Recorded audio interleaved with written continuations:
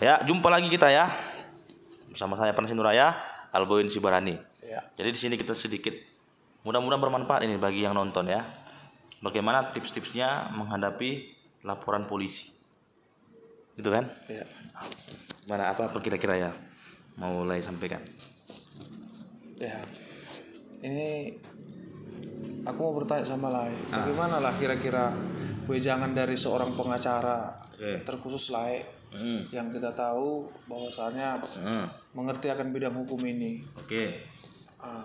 Bagaimana cara menghadapi jika seseorang itu dilaporkan ke polisi? Nah, kira-kira wejangan dari Lai apa? Ya, pertama jangan panik. Ya kan? Kita harus mengetahui dulu tentang suatu peristiwa apa yang dilaporkan ke kita. Ya kan? Jangan kita langsung khawatir. Kalau memang kita tidak melakukan, ngapain takut? Kan begitu. Jadi tipsnya pertama tadi tuh, nanti kan kita terima undangan wawancara atau klarifikasi dulu. Ya, ini terkait perkara-perkara tindak pidana yang belum terang benderang ya. Jadi ada tindak pidana yang sudah mulai terang benderang dia. Contoh misalnya apa, pembunuhan. Ya kan? Kriminal berat lah pada umumnya. Penganiayaan, pemukulan segala macam. Itu kan rata-rata hampir sudah mulai terang siapa pelakunya, buktinya apa segala macam. Tapi dalam tindak pidana tertentu misalnya yang masih samar-samar antara ini perdata apa pidana gitu. Contohnya dalam perkara penipuan penggelapan. Ya kan? Di satu sisi ini bisa pidana tipu gelap atau bisa juga ini ternyata perdata gitu. Nah, dalam hal ini biasanya polisi akan melakukan undangan wawancara klarifikasi terlebih dahulu setelah menerima laporan polisi. Nah, kita sebagai pihak yang dilaporkan akan menerima undangan wawancara berlogo kepolisian segala macam, kita baca, kita diundang tanggal sekian, hari sekian, jam sekian. Jangan langsung panik. Jangan langsung takut, belum tentu. Jadi tipsnya apa? Ya pertama, silakan hubungi pengacara. Ya kan, supaya lebih menenangkan secara psikologis, secara mental. Karena untuk hadir sendiri menghadapi pertanyaan-pertanyaan dari pihak kepolisian, kadang-kadang belum tentu semua orang mampu gitu ya. Ya, walaupun secara hukum acara pidana, pengacara atau penasihat hukum dalam melakukan pendampingan sikapnya pasif.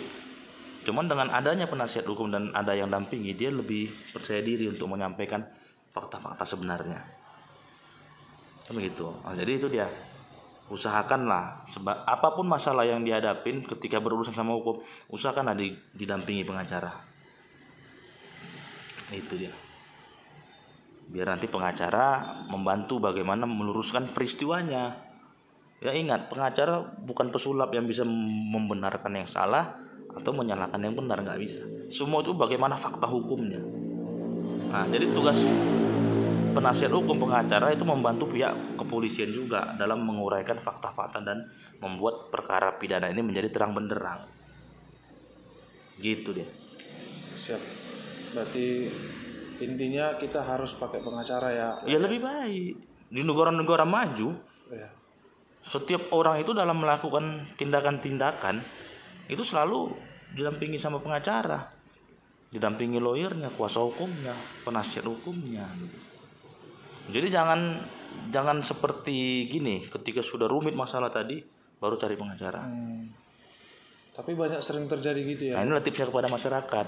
Masalah harga itu kan fleksibel. Ya, jadi jangan langsung mindsetnya, aduh pakai pengacara mahal be.